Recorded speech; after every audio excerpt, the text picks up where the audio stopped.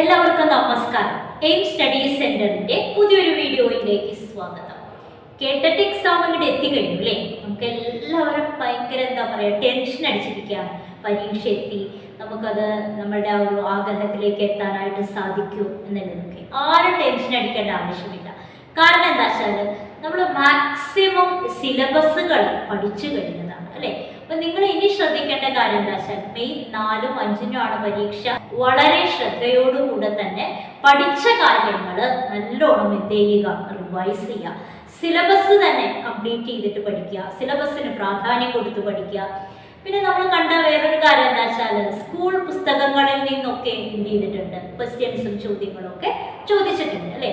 അപ്പൊ നമ്മൾ ചെയ്യേണ്ട ഒരു കാര്യം എന്താണെന്ന് വെച്ച് കഴിഞ്ഞാൽ, ഇപ്പോൾ ഒരു കാറ്റഗറി 1 അങ്ങനെ അറ്റൻഡ് ചെയ്യുന്ന ആളുകളാണെങ്കിൽ ഒരു 3-ാം ക്ലാസ് മുതൽ 8-ാം ക്ലാസ് വരെയുള്ള പുസ്തകങ്ങളിലൂടെ ഒന്ന് എന്ത് ചെയ്യുക, ഓടി നടന്ന് വരിക. കാരണം നമുക്ക് പഠിച്ച കാര്യങ്ങൾ തന്നെയാണ്, ഒന്ന് ഓർത്തെടുക്കേണ്ട ആവശ്യം മാത്രമേ ഉള്ളൂ. ആ പുസ്തകങ്ങളൊക്കെ ഒന്ന് വായിക്കുന്ന സമയത്ത് നമ്മൾ പഠിച്ച സിലബസിൽ ചിലപ്പോൾ കുറേ കാര്യങ്ങൾ അതിൽ നിന്നും കടന്നു വന്നിട്ടുണ്ടാകാം. എന്നാലും നമ്മളുടെ ഒരു സമാധാനത്തിന് നമ്മൾ അതുകൂടി ഒന്ന് എന്ത് ചെയ്യുക, വായിച്ചു നോക്കുക. പിന്നെ സെക്കൻഡ് കാറ്റഗറി 2 ഒക്കെ ആണെന്നുണ്ടെങ്കിൽ ഒരു 5 മുതൽ 10 വരെയുള്ള പാഠപുസ്തകങ്ങൾക്ക് പ്രാധാന്യം കൊടുത്ത് പഠിക്കുക. 3-ാമത്തെ കാറ്റഗറിയിൽ വരുന്ന ആളുകളാണെങ്കിൽ 8 മുതൽ 12-ാം ക്ലാസ് വരെയുള്ള പാഠപുസ്തകങ്ങൾക്ക് കൂടി ഒരു കുറച്ച് ചെറിയൊരു ഊന്നൽ കൊടുത്ത് പഠിക്കുക. ടെൻഷൻ അടിക്കേണ്ട യാതൊരുവിധ ആവശ്യവും നമുക്ക് ഈ പരീക്ഷാ സമയത്ത് ഇല്ല. കാരണം എന്താണ്, കേട്ടറ്റിന്റെ ഒരു പ്രത്യേകത എന്ന് പറയുന്നത് എന്താണ്, നമുക്ക് നെഗറ്റീവ് മാർക്ക് ഇല്ലല്ലോ അല്ലെ? 150 ചോദ്യത്തിന് നമുക്കൊരു 150-ൽ ഒരു 90 മാർക്ക് കിട്ടിയാൽ മതി. 90 ജനറൽ കാറ്റഗറിക്കാർക്കൊക്കെ. പിന്നെ OBCയും SCയും അങ്ങനെ റിസർവേഷൻ കാറ്റഗറിയിലുള്ള ആളുകൾക്കൊക്കെ പിന്നീട് അതെന്താണ്, അവരുടെ ഇതിനനുസരിച്ച് മാനദണ്ഡത്തിനനുസരിച്ച് കുറഞ്ഞു വരും.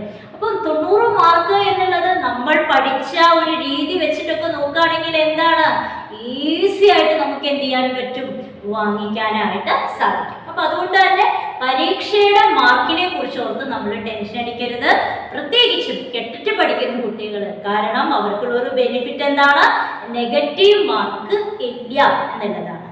പിന്നെ ഏറ്റവും കുറേ നെഗറ്റീവ് മാർക്കൊക്കെ വരാൻ സാധ്യതയുള്ളത് എങ്ങനെയാന്ന് വെച്ച് കഴിഞ്ഞാൽ, നമ്മളിപ്പോ ചില ക്വസ്റ്റ്യൻസ് ഒക്കെ എന്ത് ചെയ്യുന്ന സമയത്ത്, ബബിൾ ചെയ്യുന്ന സമയത്ത്, കറുപ്പിക്കുന്ന സമയത്ത് നമുക്ക് അങ്ങോട്ടും ഇങ്ങോട്ടും ഓപ്ഷൻസ് എന്ത് ചെയ്യും, മാറിപ്പോകും അല്ലെ?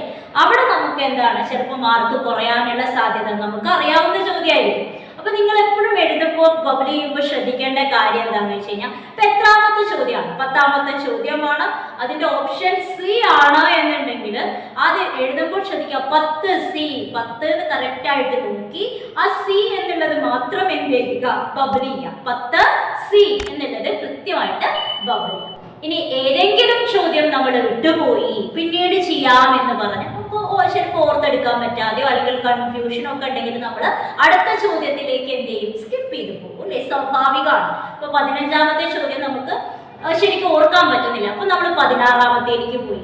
പക്ഷെ നമ്മൾ ഒരിക്കലും എന്ത് ചെയ്യരുത്, 14 എന്ന് കണ്ടിട്ട് ഉടനെ 15-ാമത്തതിൽ കൊണ്ടുപോയിട്ട് അങ്ങനെ എന്ത് ചെയ്ത് വെക്കും, കറുപ്പിച്ച് വെക്കും, ബബിൾ ചെയ്ത് വെക്കും. അപ്പൊ ഇങ്ങനെയുള്ള ചില മിസ്റ്റേക്കുകളൊക്കെ നമുക്ക് വരാൻ സാധ്യതയുണ്ട്.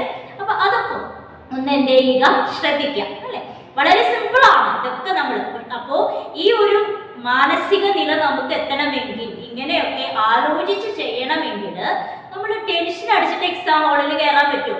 എക്സാം ഹാളിൽ ടെൻഷൻ അടിച്ച് കയറിയാൽ എന്താ ഉണ്ടാവുക, പഠിച്ചതുകൂടി നമ്മൾ എന്ത് ചെയ്യും, മറന്നു. നമുക്കത് ചെയ്യാൻ പറ്റില്ല അല്ലെ? അപ്പൊ അതുകൊണ്ട് തന്നെയാണ് പറയുന്നത്, വളരെയധികം ടെൻഷൻ ഫ്രീ ആയിട്ട്, ഈസി ആയിട്ട്, കൂളായിട്ട് വേണം നമ്മൾ പരീക്ഷാ ഹാളിലേക്ക് കയറാനായിട്ട്. പിന്നെ പരീക്ഷ എഴുതുന്നതിനെ കുറിച്ചോ അല്ലെങ്കിൽ പരീക്ഷാ ഹാളിലേക്ക് പോകേണ്ടത് എങ്ങനെയാണ് എന്നുള്ളതോ ഒന്നും നിങ്ങൾക്ക് പറഞ്ഞു തരേണ്ട ആവശ്യമില്ല. കുഞ്ഞു കുട്ടികളൊന്നും അല്ലല്ലോ.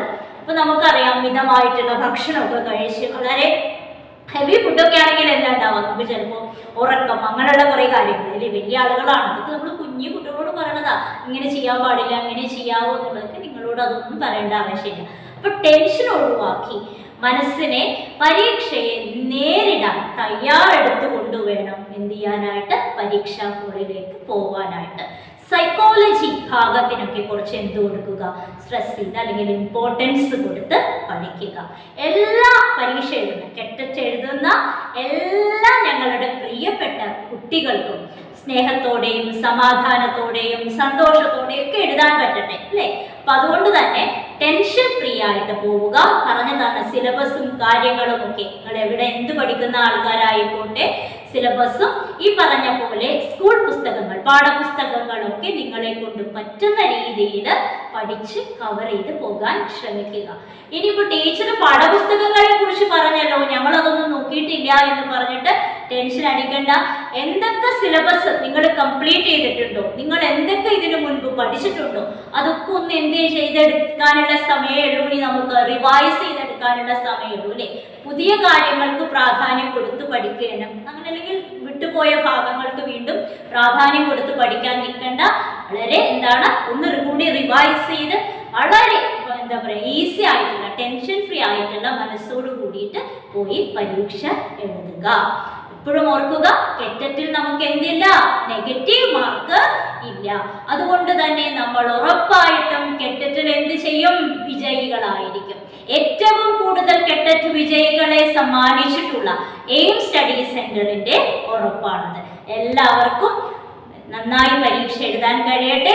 All the best.